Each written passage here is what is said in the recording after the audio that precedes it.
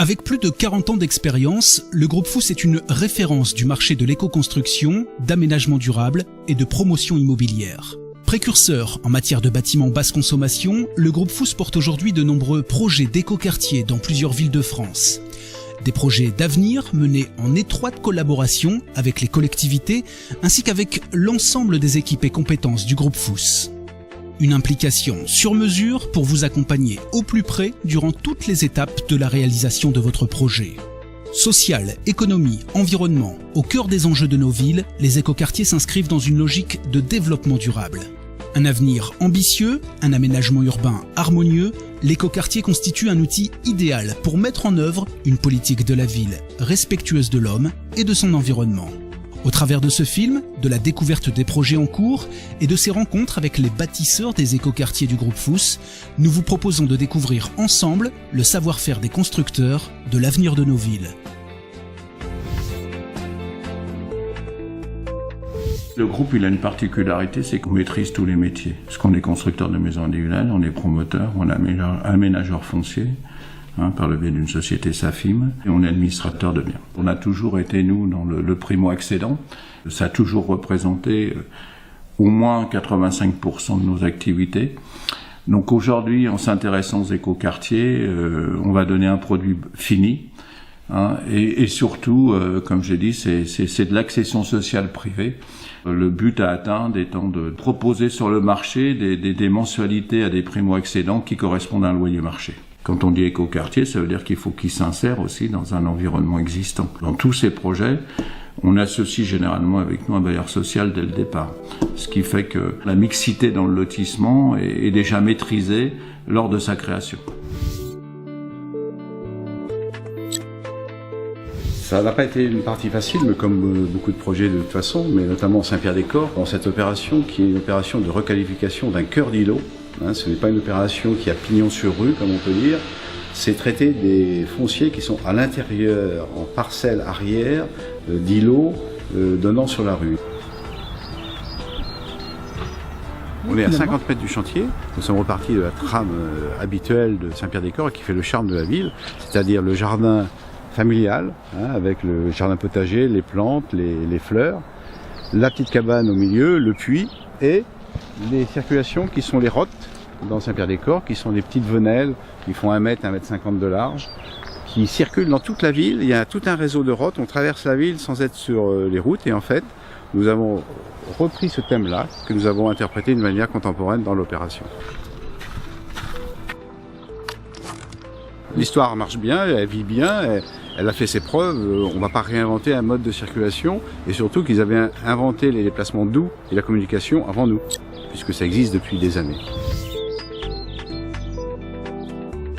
En écoquartier, c'est tout d'abord une approche novatrice, on va dire, tant au niveau du traitement du parcellaire, c'est-à-dire des parcelles plutôt orientées plein sud pour avoir un ensoleillement maximum au niveau du bâti et après aussi toute une façon de travailler les infrastructures, les voiries, donc avec un apport de traitement des sols qui proviennent de matériaux recyclés, des éclairages publics aujourd'hui qui consomment beaucoup moins et tout un environnement, on va dire, plus approprié à la vie d'aujourd'hui et de nos clôtis. Avant tout, c'est, je pense, d'être précurseur au niveau de nos aménagements et de nos bâtis, puisque c'est notre responsabilité de préserver les générations futures. C'est par la mise en place de tels procédés qu'on y arrivera.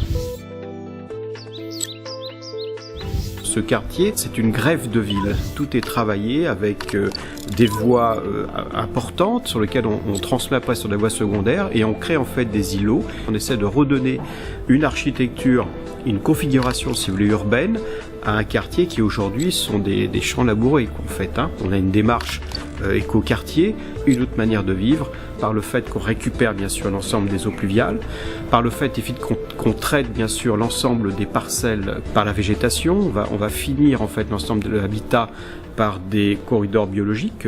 On va traiter l'ensemble des espaces arborés et paysagers dans son ensemble. On ne va pas le laisser bien sûr aux individus qui vont venir acheter et construire des maisons. Et aussi par l'habitat avec des matériaux nouveaux, avec une manière d'appréhender en fait, si vous voulez, l'économie, je dirais, du chauffage, du recyclage, etc., qui est au sein même du lotissement et de l'habitat. Ce qu'on appelle aujourd'hui un écoquartier.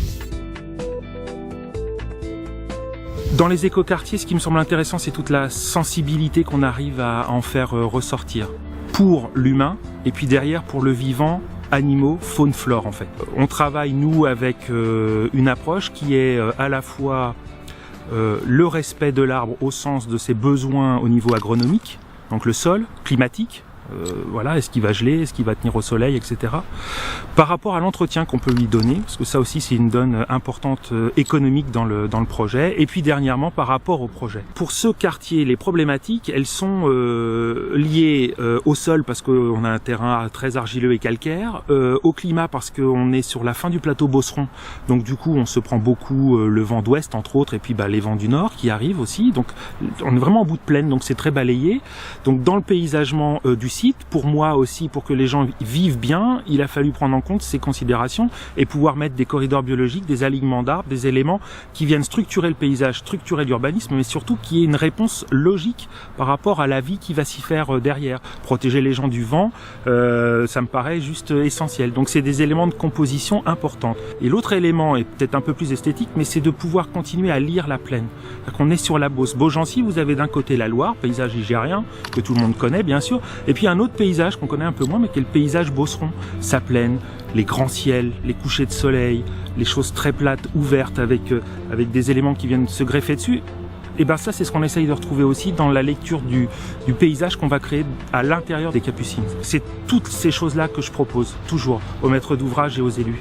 Et après, à eux de choisir. C'est à eux aussi de bien connaître comment, pour les élus, ils ont envie de faire évoluer leur ville et leur village. Donc c'est à eux de répondre. Nous, on est force de proposition. L'idée de départ, c'est d'essayer de concilier sur une même zone une diversité d'habitats avec du collectif, de l'individuel, de l'accession au secteur libre, de l'accession au secteur social et du locatif social. On a le sentiment que sur ce projet-là, il y a eu une réflexion dès le départ commune autour des grands concepts que sont l'environnement et la mixité, alors qu'en général, on vient plutôt après. C'est un attelage qui a été constitué entre d'un côté l'accession libre et d'un côté l'accession sociale, le locatif social, et cet attelage, il a été constitué très en amont du projet. On le construit ensemble en fonction aussi des préoccupations du maire, de l'élu local. À partir du moment où il y a des valeurs qui sont partagées sur le projet que l'on construit, et ces valeurs-là, ça a été une diversification du mode d'habitat, de l'environnement, il s'agit d'un écoquartier, ça c'est quelque chose de fort, et une exigence sur la qualité. À partir du moment où ces valeurs sont partagées, c'est confortable de travailler avec un partenaire comme le groupe Fous. C'est un véritable parc, une opération d'urbanisme exemplaire, avec une exigence de qualité de vie, de qualité d'urbanisme. Ce sera vraiment au cœur de la ville et ce sera un beau quartier avec des services, avec des liaisons douces, des espaces verts, des équipements, une vraie vie de quartier, une vraie petite ville au cœur d'une belle ville. Cet écoquartier, c'est un projet exemplaire. Parce que c'est un projet avec des maisons tout à fait novatrices, originales, à basse consommation, donc en plein dans le développement durable et les économies d'énergie. C'est dans la dynamique de la politique communale que nous menons depuis des années, et donc de pouvoir, dans un partenariat avec un groupe privé, mettre en œuvre ce type d'innovation écologique est pour nous fondamental. On travaille avec des clients qui ont de l'intériorité, c'est simple. Le groupe Fous en a une, c'est un vrai groupe qui a un poids, qui a un savoir-faire, qui plus est pour partir sur des techniques innovantes comme ça, ont la capacité à faire. Ce qui est un petit groupe ou ce qui est un petit lotisseur individuel aura beaucoup de mal à faire. La capacité, le groupe Fous peut le faire bien évidemment. Architectes, urbanistes, paysagistes, constructeurs, aménageurs, promoteurs, bailleurs sociaux ou financiers, le groupe Fous vous propose son panorama de savoir-faire, de compétences et de partenaires pour dessiner avec vous le futur de nos villes. Ensemble, Bâtissons l'avenir.